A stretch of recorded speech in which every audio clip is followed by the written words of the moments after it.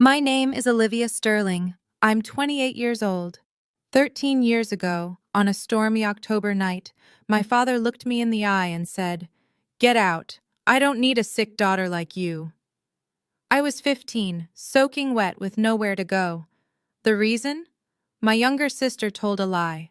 A calculated, deliberate lie that my parents believed without question. And just like that, I was erased. 3 hours later, police called them to the hospital. I'd been hit by a car. When Dad walked into that hospital room and saw who was sitting by my bed, his hands wouldn't stop shaking. You can't be here. How did you? The woman sitting there was Dr. Eleanor Smith, one of the most respected professors in the state. She'd found me on the side of the road and saved my life. That night changed everything. Last month, I stood on stage at my sister's graduation ceremony as the keynote speaker. My parents had no idea I was coming. Before I tell you what happened when they saw me, please take a moment to like and subscribe, but only if you genuinely enjoy this story. Also, I'd love to know where you're watching from and what time it is there. Drop a comment below. Now, let me take you back to where it all started. I learned early that in our house, Madison's tears were louder than my achievements. When I was 11, I won first place at the regional science fair. My project on water filtration systems beat out 40 other students. I was so proud. I ran home with the blue ribbon clutched in my hand, burst through the door, and found Mom in the kitchen. "I won!" I shouted. She smiled, hugged me. "That's wonderful, sweetheart." Then Madison walked in from dance practice, 8 years old, face red, tears streaming. I messed up my pirouette. Everyone laughed at me. Mom's arms left me. She knelt down, pulled Madison close. "Oh, baby, it's okay. You'll do better next time." I stood there holding my ribbon. Nobody asked to see it. That was the pattern. Madison needed more attention. Madison was sensitive. Madison required careful handling. I learned to celebrate quietly, to need less, to take up less space. By the time I was 14, I'd stopped showing them my report cards. Straight A's didn't compete with Madison's B- drama. When I got accepted into the prestigious summer science camp, I was thrilled. Full scholarship. 2 weeks studying environmental science with actual researchers. Dad looked up from his phone. "That's nice, Olivia." Madison burst into tears. "Why does she get to go away? That's not fair." Mom squeezed Madison's shoulder.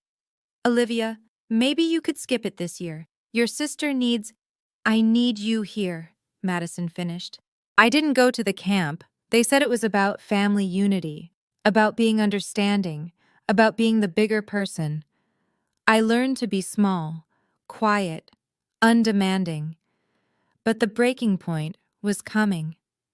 I just didn't know it would arrive in a storm. The lying started small. Madison, 12 years old now, would borrow my things without asking. When I'd mention it, gently, always gently, she'd deny it. "I never touched your sweater," even when it was literally on her bed. Mom would sigh. "Olivia, don't start fights."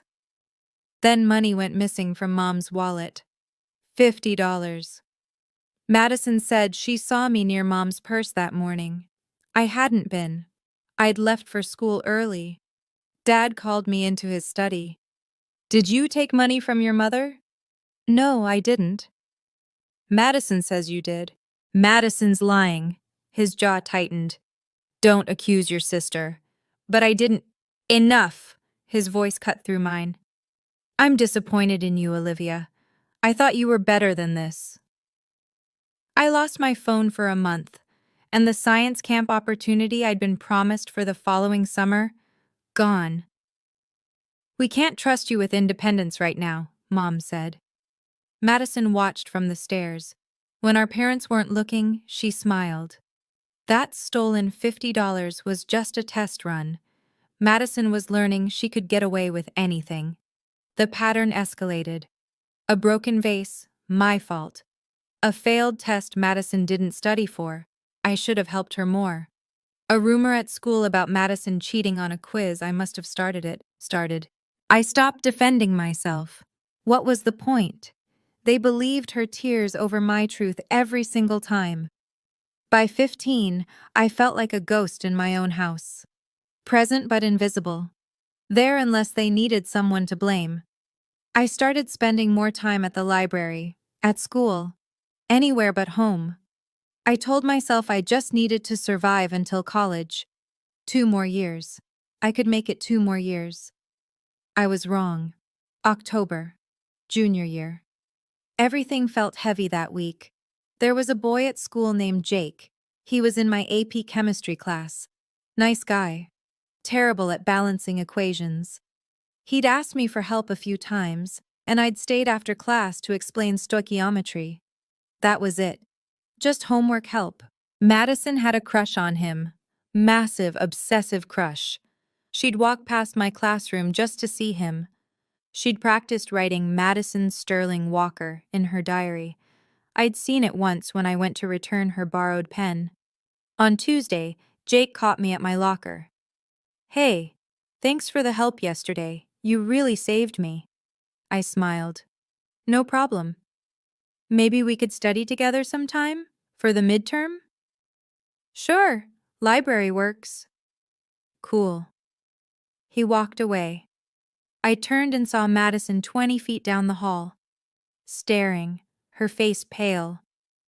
That night at dinner, she barely spoke, just pushed food around her plate. Mom kept asking if she felt okay. Madison would shrug, say nothing. I should have known silence from her was more dangerous than her tears. On Thursday, I had a visiting lecturer in my biology class, Dr. Eleanor Smith from the State University. She was talking about educational equity research. I stayed after to ask questions. She seemed impressed. "You have a curious mind," she said, handing me her card. "Don't let anyone dim that light." I smiled, thanked her, had no idea she would save my life a week later. That Friday, the storm warnings started. Big one coming, everyone was preparing, stocking up, battening down. Madison still wasn't talking to me, wouldn't even look at me. I remember thinking, at least I'll have the weekend to catch up on homework in peace. I had no idea what she was planning. Friday night. The rain started around 6. We ate dinner in near silence. The weather alert kept buzzing on Dad's phone. Wind advisories, flood warnings. Everyone was tense. Madison picked at her pasta. I could feel her watching me. When I glanced up, she'd look away. After dinner, I went to my room, started my English homework. Outside, the wind was picking up, rain hammering the windows, the kind of storm where you're grateful to be inside. Around 8, I heard crying downstairs. Madison, loud, heaving sobs. I froze, put down my pen, listened. Mom's voice, soothing. "Sweetheart, what's wrong? Talk to me." More crying. I waited. Maybe she'd twisted her ankle. Maybe she'd failed another test. Maybe... "Olivia!" Dad's voice, sharp, angry. "Get down here, now!" My stomach dropped. I walked downstairs slowly. Each step felt heavy. Madison was on the couch, face buried in Mom's shoulder. Mom was stroking her hair. Dad stood by the fireplace, arms crossed, face red. "What's going on?" I asked. Madison looked up, eyes swollen, tears streaming. She looked at me, and for just a second, less than a second, I saw something else behind those tears, something cold. Then it was gone. "Tell her what you told us," Dad said. His voice was ice. Madison's lip trembled. "Why do you hate me so much?" "What?" I stepped closer. "I don't hate you." "Then why—" She hiccuped, sobbed. "Why have you been spreading rumors about me at school?" My mind went blank. What rumors? About me and Jake, about me cheating on that quiz, about me being a liar. The floor tilted. Madison, I never. Don't lie to her, Mom said quietly. Just don't. I didn't know what she was talking about, but I was about to find out, and it would cost me everything. I didn't spread any rumors, I said. My voice shook. I don't know what you're talking about. Madison pulled out her phone, hands trembling. Then explain this. She showed Mom a screenshot, some group chat, messages I'd supposedly sent, vicious stuff about Madison, things I would never say. But there was my name, my profile picture. I didn't write those, I said. Someone's using my account. Stop. Dad's voice cracked like thunder. Just stop lying. I'm not. And Jake, Madison whispered. You knew I liked him. But you've been flirting with him, trying to make me look stupid. He asked me for help with chemistry. That's all. That's all? Madison's voice rose. You've been staying after class with him, meeting him at the library. He told his friend he thinks you're pretty. We're study partners. You tried to steal him from me. Madison was standing now. And last week you pushed me on the stairs. Look, she pulled up her sleeve, a bruise on her forearm, dark purple. I stared. I never touched you. You did, Mom. She did. I didn't want to say anything because I thought maybe she was just stressed, but Mom stood up, moved between us. Olivia, this is serious. If you hurt your sister, I didn't. Then how did she get that bruise? Dad demanded. I don't know. Maybe she did it herself. The words hung in the air. Madison's eyes went wide, fresh tears. You think I'd hurt myself? Just to frame you? Yes, I was shouting now, desperate. Yes, because you do this. You lie. You've been lying about me for years. Dad took a step toward me. Is this true, Olivia? You've been bullying your sister? Making her life miserable? No. God, no. Please just listen. I've heard enough. Enough! Dad's fist slammed on the mantel. I've heard enough of your excuses. They're not excuses. Please just let me explain. There's nothing to explain. Mom's voice was quiet, disappointed. I thought we raised you better than this. Madison sobbed into her hands, the perfect picture of a victim. I looked at her, really looked at her, and for a moment she looked back. And she wasn't crying anymore. Her eyes were dry, calculating. You're lying, I said, barely a whisper. I'm not, she said, and her voice didn't shake. You are. You made all of this up. Olivia, Mom started. She's lying. I turned to Dad. Please, you have to believe me. I would never hurt her. I would never spread rumors. She's doing this because she's jealous, because Jake doesn't like her, because... That's it. Dad's voice went cold, flat. I don't want to hear another word from you. You're sick. Something's wrong with you. The word hit like a slap. Sick. I'm not... You need help. Professional help. But right now... He pointed to the door. Right now, I need you out of my sight. The rain was pounding outside. Thunder shook the windows. Dad, it's storming. I don't care. Where am I supposed to go? That's not my problem. His face twisted. Get out. I don't need a sick daughter like you in this house. The words carved into me. Sick daughter, like I was diseased, broken, wrong.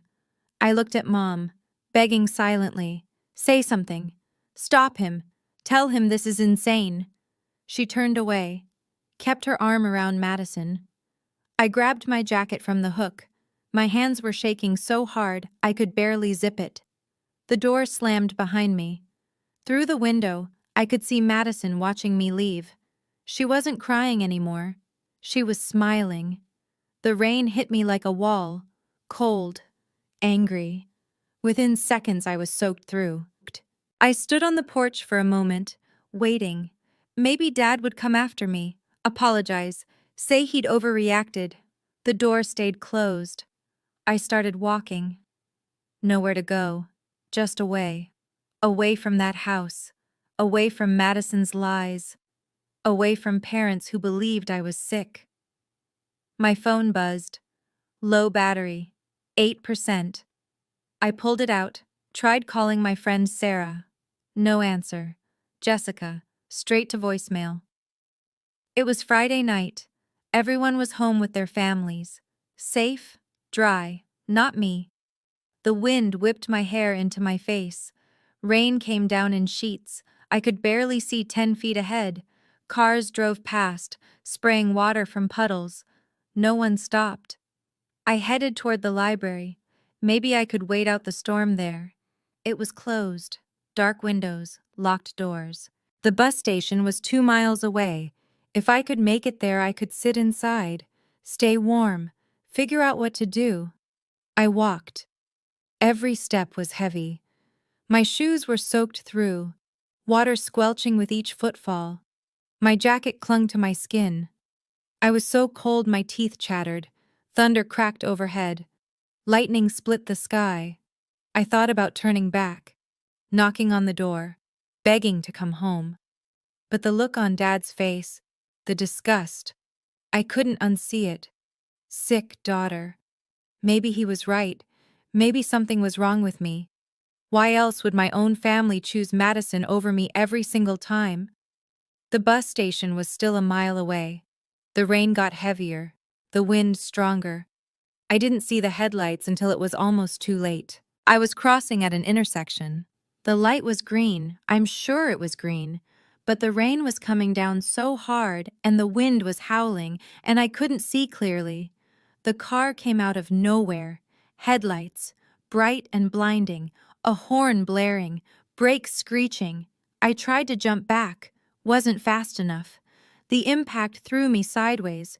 I felt my body hit the hood. Then the pavement, hard.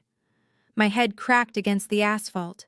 Pain exploded through my skull, white-hot and all-consuming. I couldn't move, couldn't breathe. Rain poured into my mouth, my eyes. Everything was sideways. Wrong. I heard a car door slam. Footsteps running. Splashing through water. Oh my God. Oh my God. A woman's voice. Panicked. Sweetheart, can you hear me?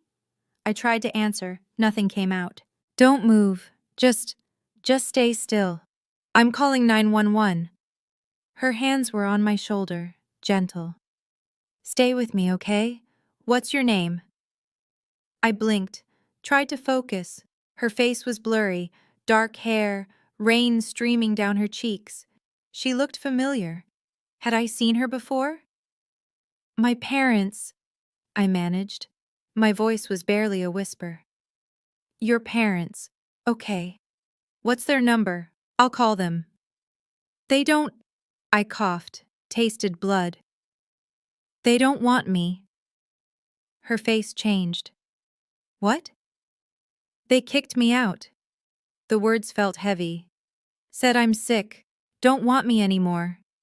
She stared at me. Rain pouring down between us. I saw something shift in her expression. Recognition, maybe. Or horror. You're going to be okay, she said. But her voice shook. I promise. You're going to be okay. Sirens in the distance, getting closer. The woman's face was the last thing I saw before everything went black. I don't remember the ambulance. Don't remember arriving at the hospital. My first clear memory is sound. Beeping machines, fluorescent lights buzzing, the smell of antiseptic. And a voice. The woman from the accident. She has a severe concussion, possible internal bleeding. You need to keep her for observation. I tried to open my eyes, too heavy. Everything hurt. I'm staying. That same voice, firm now, not panicked anymore. I'm not leaving her alone. Ma'am, are you family? I'm the one who hit her with my car. I'm staying until her parents arrive. Time passed. I drifted in and out. Voices came and went. At some point, I heard new voices, familiar ones. We're Olivia Sterling's parents. Dad. He sounded strained. Mr. and Mrs. Sterling. The woman's voice again, cold now, professional. I'm Dr. Eleanor Smith. A pause, recognition clicking. You're a professor at the State University, Mom said. I am. Dean of Graduate Studies, actually. Her tone could cut glass. I'm the one who hit your daughter with my car tonight. It was an accident, Dad said quickly. We don't blame. She ran across the road in the middle of a storm. She was soaking wet. Alone. At night. Dr. Smith's voice rose. She was 15 years old. Why was she out there? Silence. Mr. Sterling? I asked you a question. We had a family situation. A discipline issue. A discipline issue. Dr. Smith repeated the words slowly. What kind of discipline issue involves putting a child out in a storm? It wasn't like that. Then what was it like? Because your daughter told me something before she lost consciousness. She said her parents didn't want her anymore. She said you told her she was sick. More silence. You're lying. Madison's voice. Small, scared. Olivia's making that up. She was barely conscious. She wasn't making anything up. I heard footsteps, someone walking away from my bed. Dr. Smith's voice, further now. I need to speak with a social worker. Now. That won't be necessary. Dad's voice, trying to sound authoritative, failing. We're her parents. We'll handle this from here. With all due respect, sir, you've handled it enough. This is a private family matter.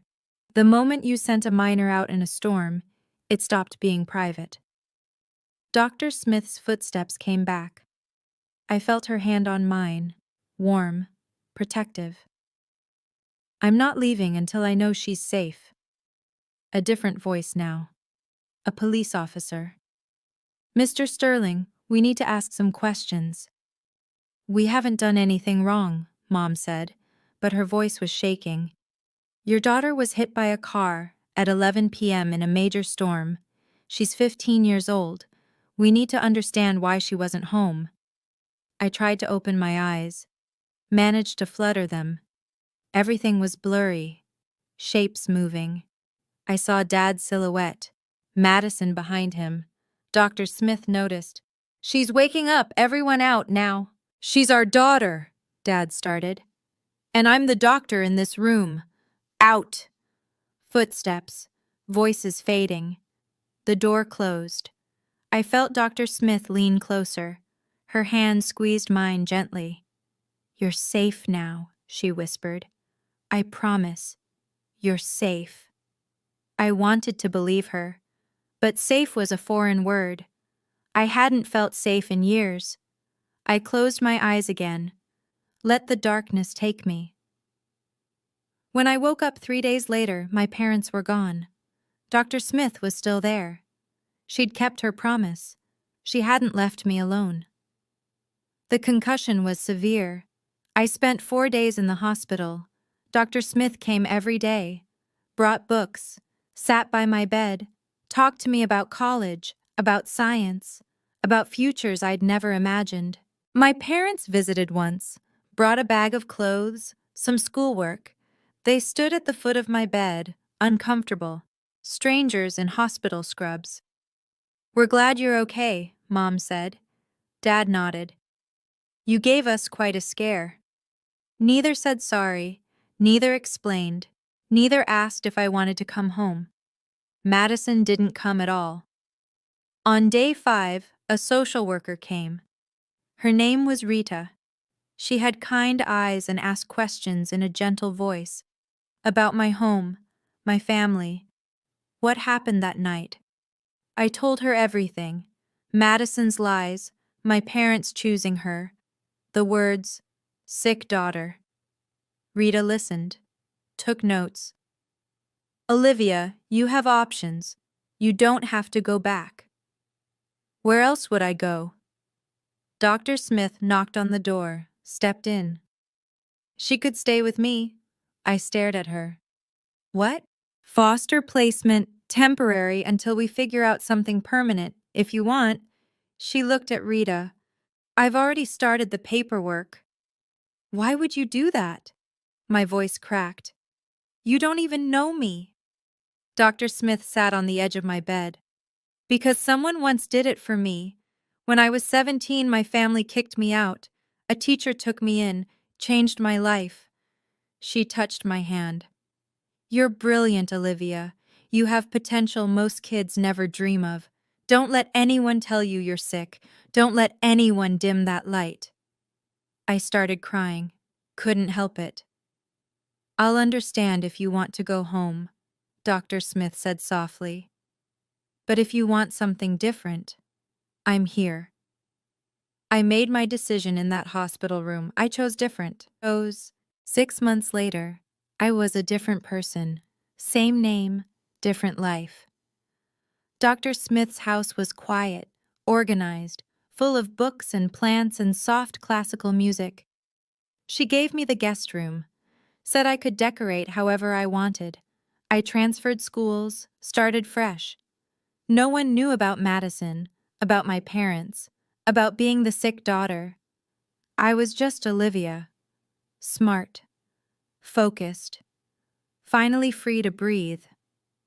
Dr. Smith, Eleanor, she insisted I call her, exposed me to a world I'd never seen. University lectures, research symposiums, dinners with professors discussing policy and equity and change. Education is freedom, she'd say. Knowledge is power. No one can take that from you. I threw myself into school. Straight A's weren't just grades anymore. They were proof. Proof I wasn't sick, wasn't broken, wasn't wrong. Eleanor taught me about grant writing, about scholarships, about systems that help kids like me, kids from difficult situations, kids who need a second chance. You're going to do something important someday, she told me once. We were having dinner. Pasta and salad. Normal. Safe. I can see it. I thought about my old family sometimes. Wondered if Madison ever told them the truth. If Dad ever regretted those words. If Mom ever stood up for me. But mostly, I didn't think about them at all. I heard things through mutual friends. Madison was doing fine. Still the golden child. Still the center of attention. My parents had removed all my photos from the house, like I'd never existed. Good, I thought. Let them erase me. I'm building something better. By my senior year, I had a plan. College, major in education policy, build something that would help kids who fall through the cracks, kids whose families fail them. I was going to turn my pain into purpose. College was a blur of study sessions and late nights and slowly learning to trust again. I got a full scholarship to a prestigious university. Eleanor's recommendation letter was glowing. I majored in education policy and social justice, minored in psychology. I wanted to understand systems, why some kids got help and others fell through cracks wide enough to swallow them whole. Summers, I interned at nonprofits, grant writing organizations, youth advocacy groups. I learned how money moved, how programs started, how to turn empathy into action. I graduated summa cum laude. Eleanor cried at my ceremony. I'm so proud of you, she whispered. So incredibly proud. I got hired immediately as a research coordinator at a university education department. Eleanor's university, actually. Different building, professional distance, but still connected. At 25, I had an idea. A scholarship program for students from difficult family situations. Kids who'd been kicked out, abused, neglected. Kids who needed a second chance. I called it the Second Chances Scholarship. Original, I know, but clear. Eleanor helped me write the grant proposals. We secured funding from 3 organizations, launched the program at 1 university as a pilot, then 2 universities, then 5. By the time I was 27, we'd awarded over $200,000 in scholarships, helped 47 students stay in school, stay alive, stay hopeful. Media started paying attention. Local newspapers, education journals. I gave interviews, spoke at conferences, always told my story, vaguely. A 15-year-old girl who was told she didn't belong. Never named names. One day, my colleague David Brooks knocked on my office door. "Olivia, you're being considered for keynote speaker at a graduation ceremony." "Which university?" "Riverside State University." My stomach dropped. I stopped, breathed. "That's my sister's school." David blinked. "You have a sister?" "Not anymore," I said quietly. "But yes, she graduates this spring." David sat down. "Do you want me to decline on your behalf?" I stared at my desk, my hands, the scholarship applications stacked in neat piles, 47 students, 47 second chances. "What's the theme?" I asked. "Resilience and educational equity. President Walsh specifically requested you, said your work embodies everything the ceremony should represent." My work, the scholarship program born from being thrown away, from being called sick. Would I have to? I paused. Would I have creative control over my speech? Complete control, they just want you there. I thought about Madison, sitting in her cap and gown, smiling, probably bragging about her perfect family, her supportive parents, her only child status. I thought about my parents in the audience, proud, oblivious, still believing they'd made the right choice 13 years ago. I thought about standing on that stage, telling my story, not for revenge, for closure. "I need to talk to Eleanor," I said. That night, over dinner, I laid it out. They have no idea I exist in this capacity, no idea I built this. They probably think I'm dead or homeless or... I stopped. "I don't know what they think." Eleanor set down her fork. "What do you want to happen?" "I want to close the chapter properly, not with anger, with truth. And if they're hurt?" "They hurt me first." I met her eyes. "I'm not doing this for revenge. I'm doing this because my story matters. Because showing them who I became despite them, that's not vindictive. That's honest."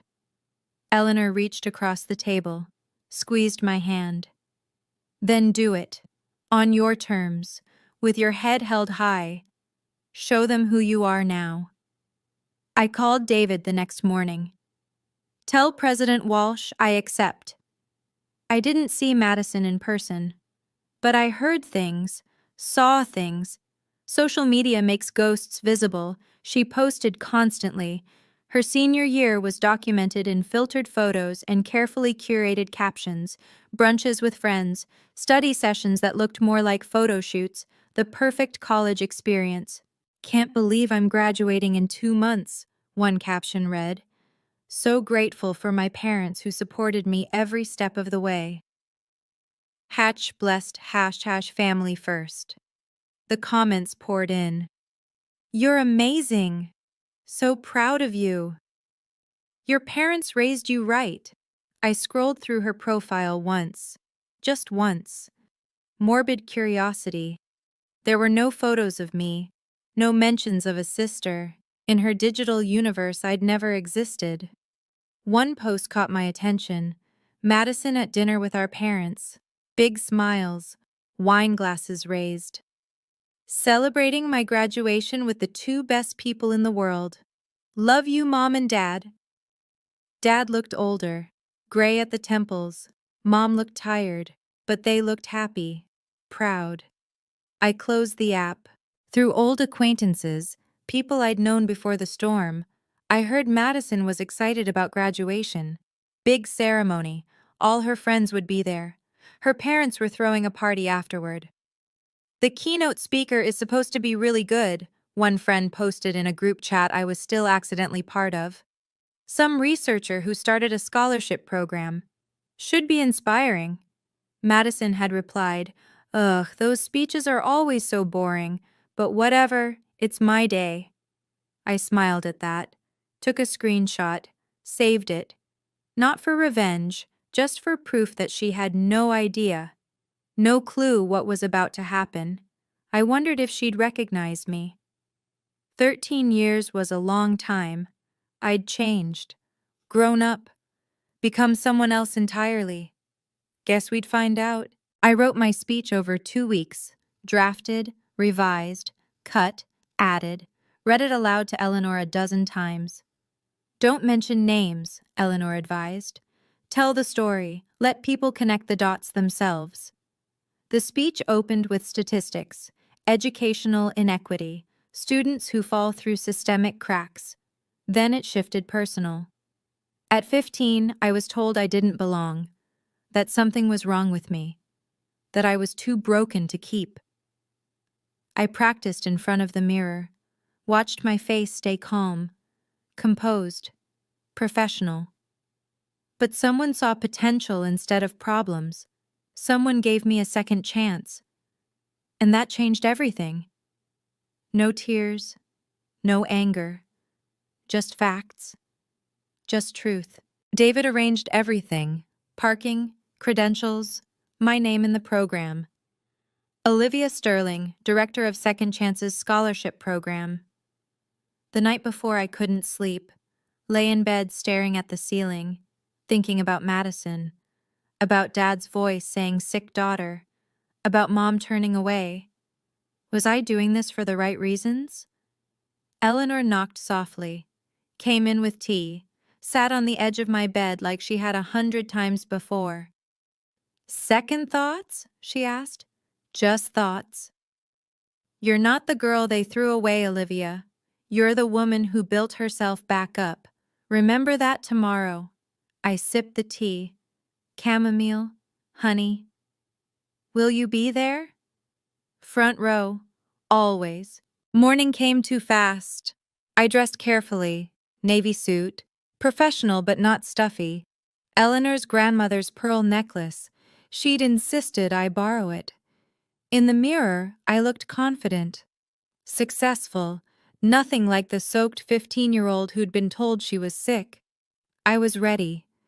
The campus was beautiful. Old brick buildings, manicured lawns, students in caps and gowns everywhere, families taking photos, laughter, excitement. The air buzzed with possibility. I arrived early, met President Walsh in his office. He was warm, effusive. "Ms. Sterling, we're honored to have you. Your work is extraordinary." "Thank you, sir. The students will be inspired, I'm sure of it." David walked me to the auditorium. Backstage was controlled chaos. Faculty adjusting robes, staff checking microphones, graduates peeking through curtains at the filling seats. I looked at the program, scanned the graduate names. There, row 3. Madison Sterling, Bachelor of Arts Communications. My heart kicked against my ribs. "You okay?" David asked. "Yes." I folded the program. "Just ready." Eleanor arrived. She wore a beautiful emerald dress, looked proud. She hugged me tight. "You've got this." "I know." "Remember." "I know." I smiled. Head high, truth clear, no revenge, just honesty. She kissed my cheek, went to find her seat. The auditorium was filling. I could hear the murmur of voices. Hundreds of people, families, friends, all here to celebrate their graduates. Somewhere out there, my parents were sitting down, probably in the middle section. Good view, excited for Madison's big moment. They had no idea who the keynote speaker was. David had confirmed. The program listed my name, but buried in small print. Most people didn't read speaker bios carefully. They'd find out soon enough. President Walsh touched my shoulder. 5 minutes. You're on after the opening remarks." I nodded. breathed, smoothed my suit.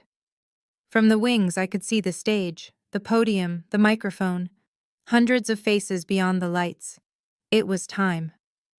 Wait, before I tell you what happened when I stepped on that stage, I need to ask, have you ever been in a situation where your family doubted you, but you proved them wrong? Drop a yes or no in the comments.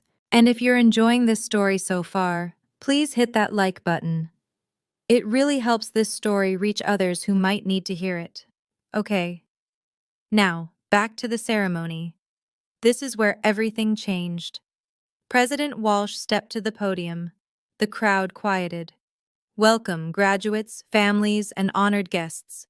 Today we celebrate achievement, resilience, and the boundless potential of our students. Applause, cheers. Our keynote speaker embodies these values. She's dedicated her career to ensuring that every student, regardless of circumstance, has access to opportunity. Please welcome the director of the Second Chances Scholarship Program, Ms. Olivia Sterling. The auditorium erupted in polite applause. I stepped into the light. The stage was massive, podium centered, microphone waiting. Beyond the front row, faces blurred into a sea of caps and gowns. I walked with measured steps, confident, calm. My heels clicked against the stage floor. And then I saw them. Row 3, Madison, cap and gown, honor cords around her neck. She was clapping, smiling, turned halfway to whisper something to the girl beside her. Then she looked up, saw me. Her hands froze mid-clap. Her smile faltered. Confusion crossed her face. Then recognition, then shock. Her mouth opened slightly. No sound came out. Behind her, row 8, Mom and Dad, still clapping, not looking closely yet, just polite audience members applauding a speaker whose name they hadn't registered. I reached the podium, adjusted the microphone, looked out over the crowd.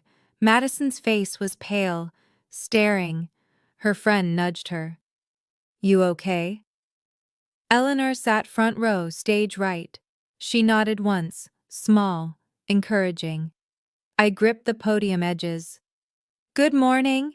Thank you, President Walsh, for that generous introduction."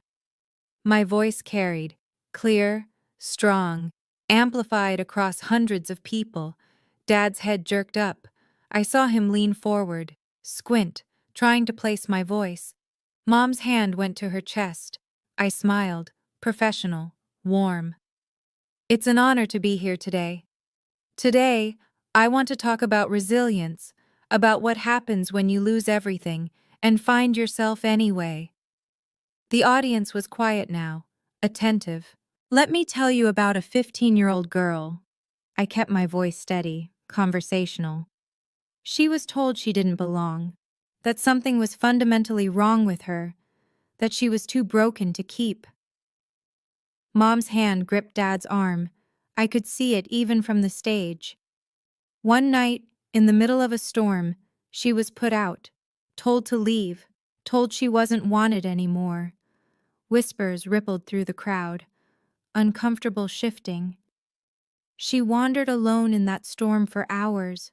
No phone, no money, no place to go. She was hit by a car, nearly died. Madison had gone completely still, frozen. Her face was white. But someone stopped, someone helped, someone saw potential where everyone else saw problems. Eleanor's eyes were bright, proud. That person became her family, her mentor, her mother in every way that mattered. I paused. Let the words settle. That 15-year-old girl was me. The auditorium went silent. You could have heard a pin drop. Dad stood up halfway.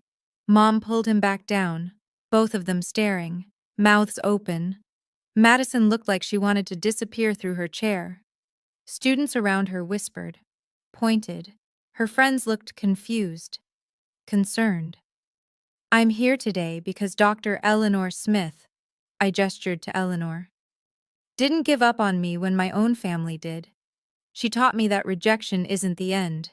It's a beginning." More whispers, spreading like wildfire. The Second Chances Scholarship was born from that experience. It exists for students who've been told they're not enough, who've been dismissed, abandoned, cast aside. I looked directly at Madison, made eye contact, because being rejected doesn't define you. What you do afterward does. Today, that scholarship has helped 47 students. My voice stayed level, clear. Students like the girl I used to be. A woman in the back whispered loudly, "Is that really her family?" I continued, professional, unshaken. I learned something important in those years after the storm. Family isn't always biology. Sometimes it's choice. Sometimes it's the people who choose you when others walk away. Eleanor wiped her eyes, smiled at me. I learned that you don't need everyone to believe in you. You just need one person. One person who sees past the surface, past the accusations, past the lies. Madison's face crumpled. She looked down, shoulders shaking. Her friends had stopped whispering. They were staring at her now, connecting dots. And I learned, I gripped the podium, that success isn't about proving people wrong. It's about building something meaningful despite them. Dad's hands were trembling. He looked like he wanted to run, leave, escape. Mom was crying silently, mascara running. So to the graduating class of Riverside State University, I leave you with this. Your worth is not determined by who stays. It's determined by how you grow after they leave. I paused. Let that land. You will face rejection, disappointment, people who underestimate you. That's guaranteed. I looked across the sea of graduates, young faces, hopeful.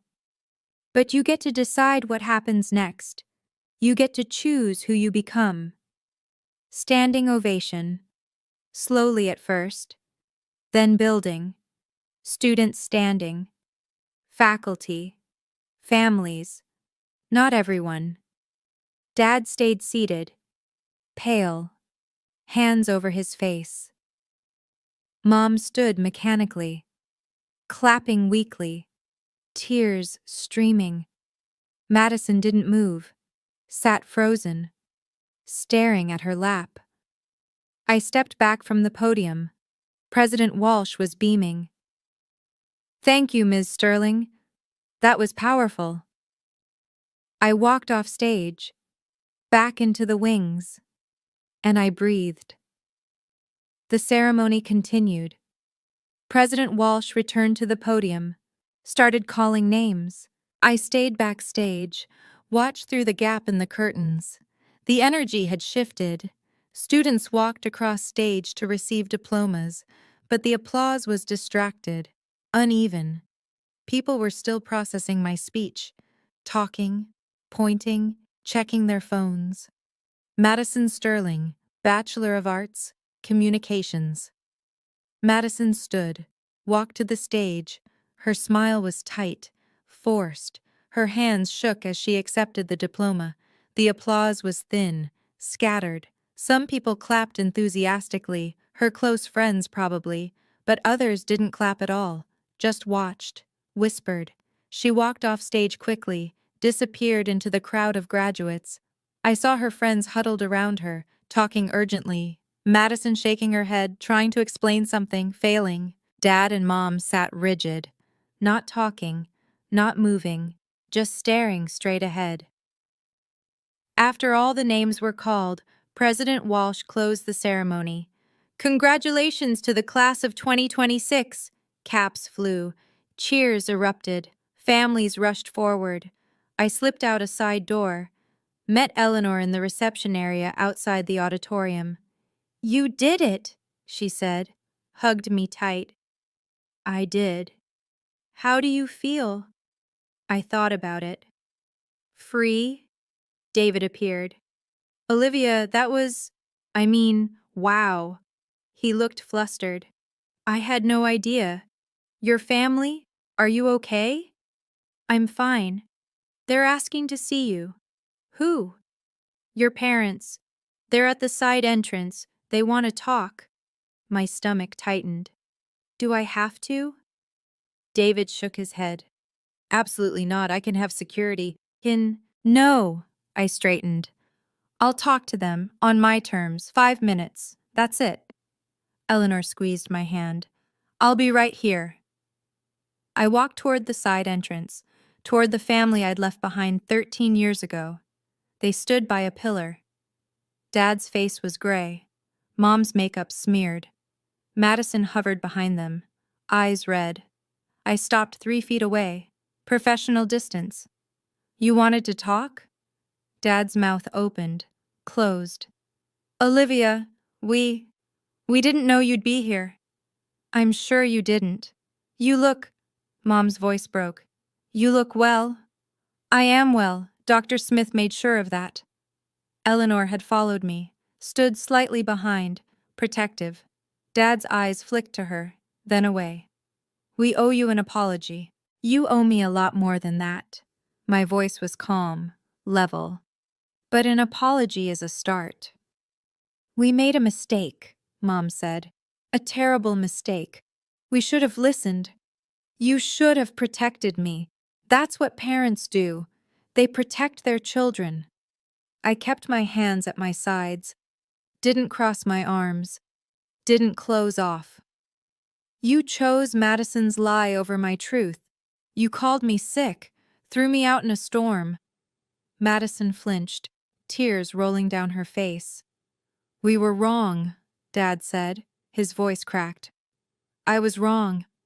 I've got Olivia. I've regretted that night every day for 13 years. Good. The word hung there, sharp. Can we talk? Mom reached toward me. Privately? As a family? We're not a family. I said it gently, not cruel, just factual. You made that clear 13 years ago. But we can fix it, Dad said desperately. We want to fix it. Please. There's nothing to fix. You made your choice. I made mine. We're done. Olivia, Madison's voice, quiet, broken. I'm sorry. I was 12. I was stupid. I didn't know. You were old enough to know what you were doing. David appeared with a folder. Olivia, these are the scholarship applications for next semester. President Walsh wanted you to have them before you left. He handed me the folder. Official university letterhead, my name, my title, photos of scholarship recipients, testimonials. Dad's eyes fixed on it. You really did all this? Yes, despite everything. Mom took the folder gently, opened it, read. Her face crumpled. 200 students? 47 so far, but we're expanding. You're a director? Senior director, as of last month. I took the folder back. I work with 5 universities. We've granted over $200,000 in scholarships to students from difficult situations. President Walsh joined us, oblivious to the tension. Ms. Sterling, that was the best keynote we've had in years. The students are still talking about it. Thank you, President Walsh. He turned to my parents. Are you Olivia's family? You must be so proud. Silence. They are, Eleanor said smoothly. Aren't you, Mr. Sterling? Dad's jaw worked. Yes, very proud. President Walsh beamed. Ms. Sterling is one of our most valued partners. Her program has changed lives, literally saved some of these kids. He shook my hand, walked away. Dad stared at me, really looked. We had no idea. You never asked. I kept my voice soft, not angry, just tired. You erased me, pretended I never existed. Why would you know? I tried to find you, Mom whispered. After the hospital, you disappeared. I changed my name legally, made it harder. I met her eyes. I needed you to not find me. I needed space to heal. Did you? Dad asked. Heal? Yes, no thanks to you. Madison's friends approached. 3 of them, looking uncomfortable. Madison? One girl touched her arm. Is that true? Is she really your sister? Madison nodded, couldn't speak. You said you were an only child. I know, You told everyone your sister died. Another friend's voice was cold. Last year, you said she died in a car accident when you were 12. My eyebrows rose. You told them I was dead? Madison's face flushed. I didn't. It was easier than explaining. Explaining what? The first friend demanded. That your family kicked her out? That you lied about her? It wasn't like that. Then what was it like? The third friend looked at me. I'm sorry. I'm so sorry this happened to you. Thank you, I said quietly. They walked away. Madison stood there, alone, watching them leave. Madison, Mom started. Don't. Madison's voice was sharp. Just don't. She looked at me, really looked. I wanted to tell them so many times. I wanted to tell everyone the truth, but I was scared. Scared of what? That they'd hate me. That everyone would hate me. She wiped her eyes. They were right to. I deserve it. Madison. I stepped closer. I don't hate you. I forgive you. For my own peace, not yours. But I don't want a relationship. I need you to respect that. Can't we just... No. Firm. Clear. You made choices for 13 years. Choices to keep lying. To keep me erased. That's not childhood stupidity. That's who you became. Madison sobbed. Mom pulled her close. I looked at Eleanor. Can we go? Yes. She linked her arm with mine. Let's go home. We walked away, didn't look back, didn't look.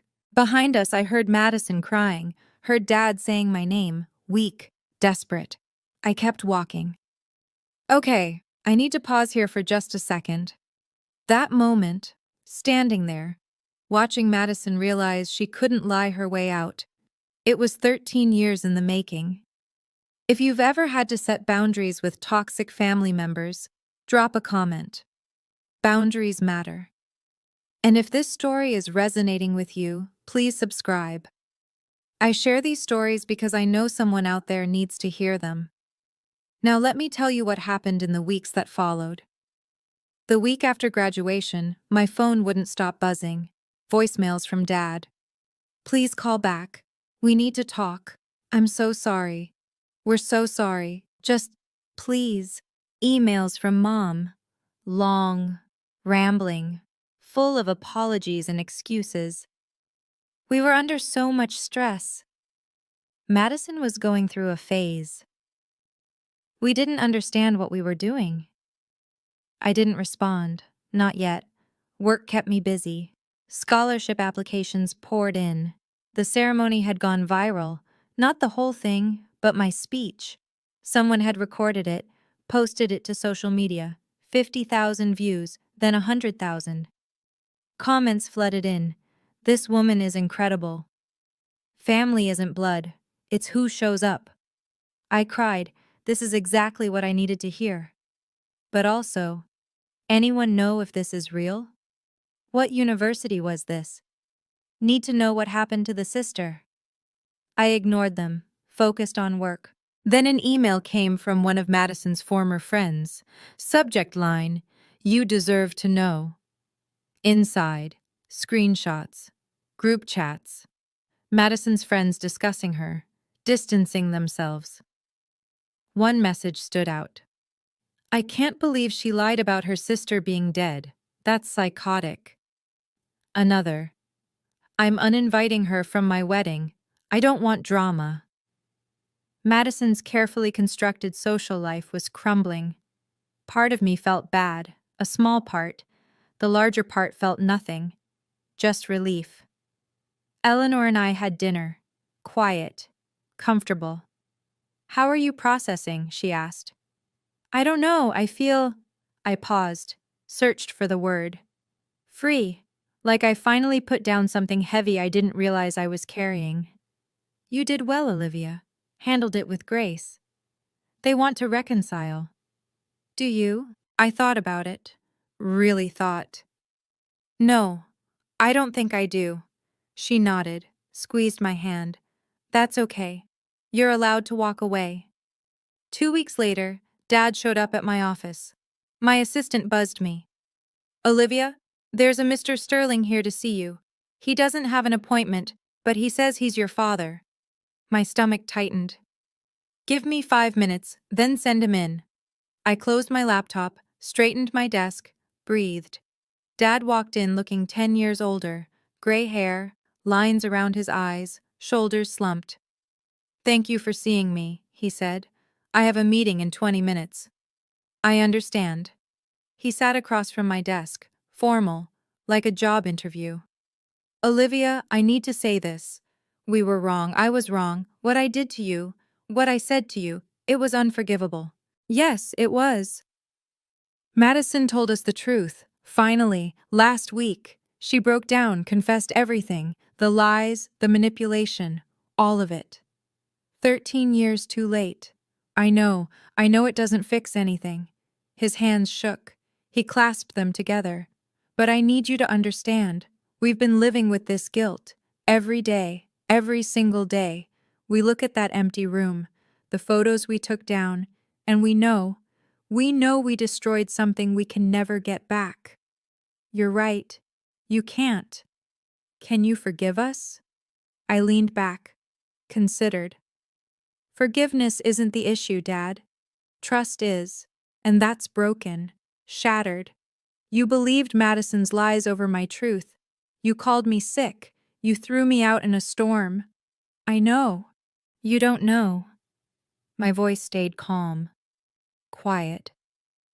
You don't know what it's like to be 15 and homeless in a storm. To be told by your own father that you're too broken to love. You'll never know. Tears rolled down his face. What can I do? Tell me what I can do.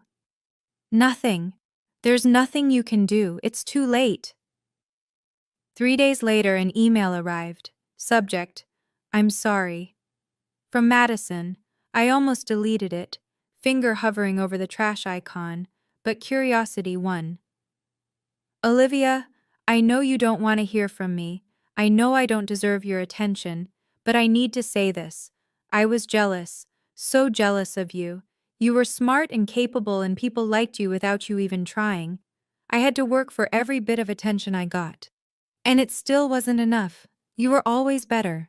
When Jake liked you instead of me, I snapped. I planned the whole thing, the screenshots, the bruise, everything. I knew Mom and Dad would believe me. They always did. I didn't think it would go that far. I didn't think Dad would actually throw you out. When I saw you walking into the storm, I felt sick, but I couldn't take it back. I was too scared, too proud. I've spent 13 years lying to everyone, to myself. I told people you died because it was easier than admitting what I did. I destroyed your life, I know that, and I destroyed my own too.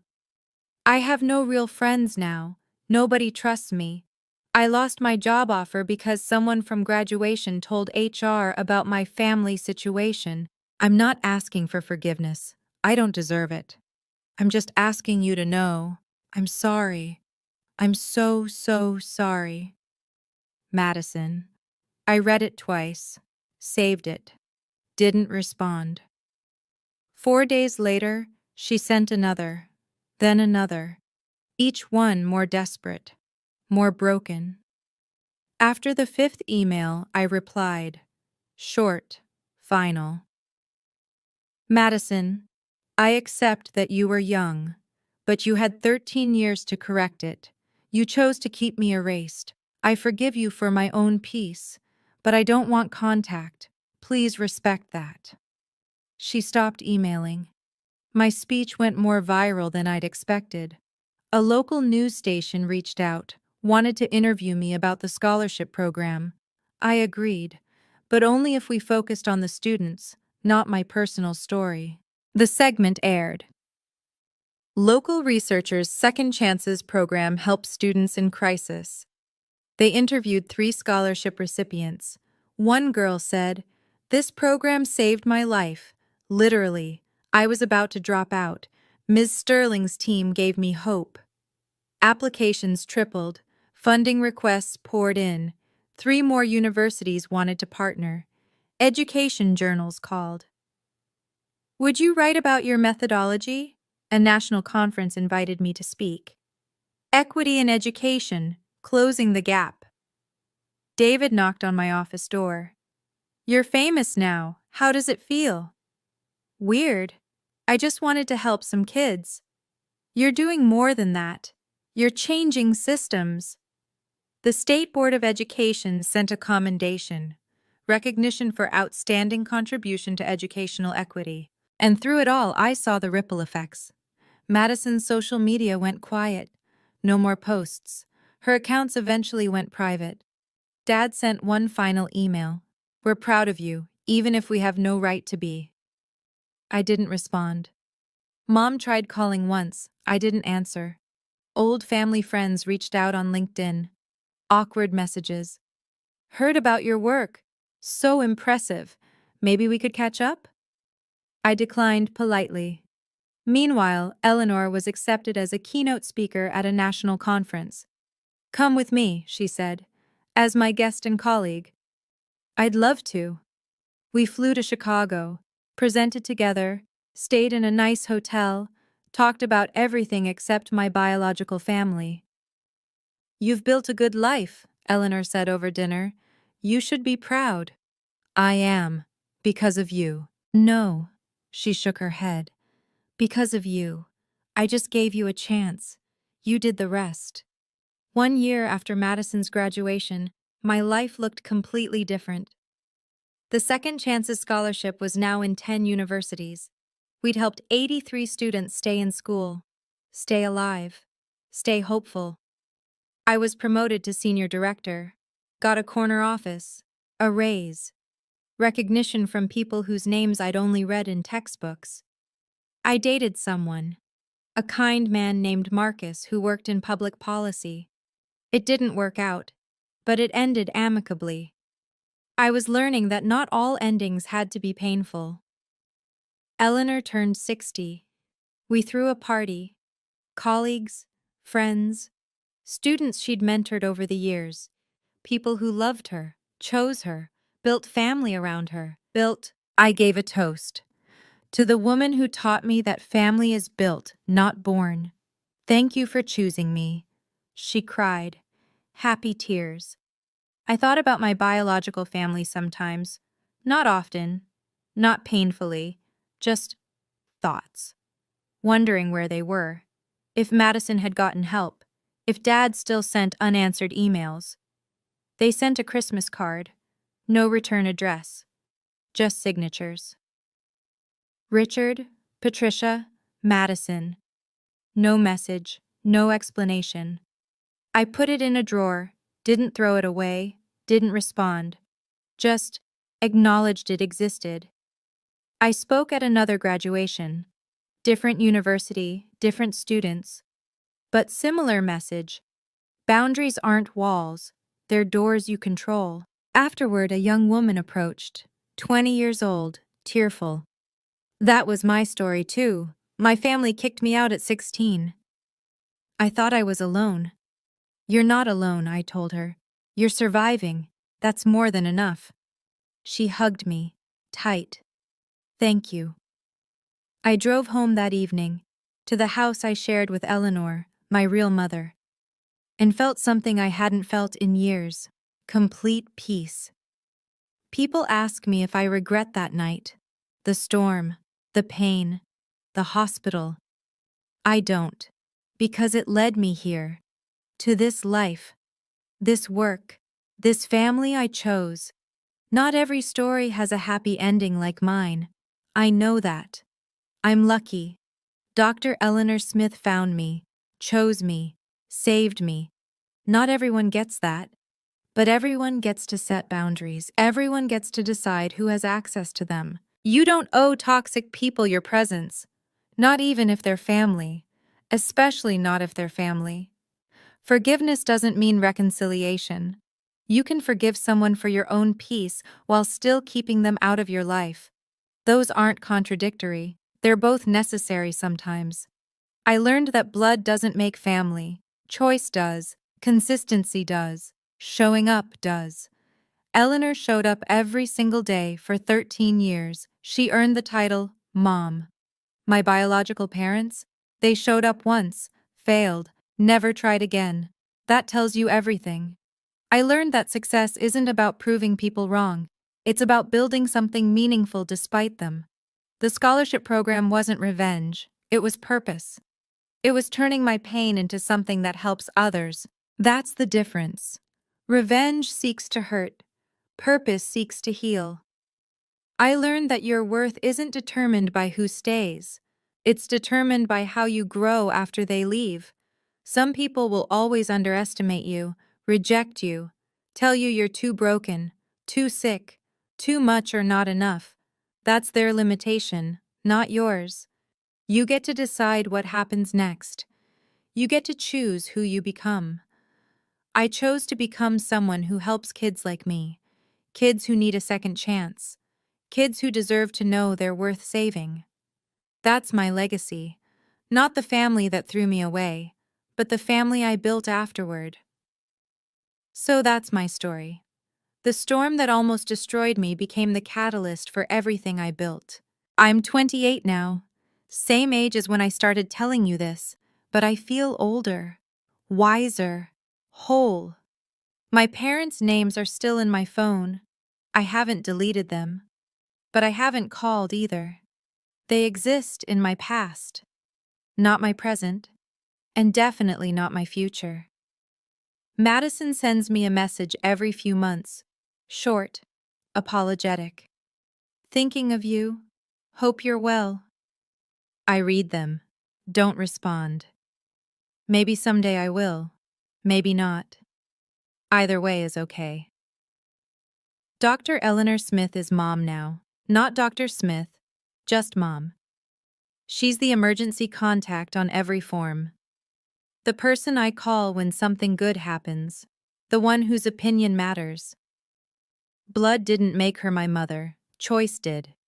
13 years of showing up, of believing in me, of loving me when I couldn't love myself. That's family. Every year, on October 15th, the anniversary of that storm, I drive past my old house, not to punish myself, not to wallow, just to remember. I park across the street, look at those windows, that door, and I think, that girl survived. She survived being called sick, being thrown away, being told she was too broken to love. And she didn't just survive, she thrived. If you're in a storm right now, metaphorical or real, know this. You can survive it. You can even thrive after it. Just because someone gives up on you doesn't mean you give up on yourself. Set your boundaries. Choose your family. Build your purpose. And never, ever let anyone tell you you're too sick, too broken, or too much. You're exactly enough. Thank you for listening. You matter. Thank you so much for staying with me until the end.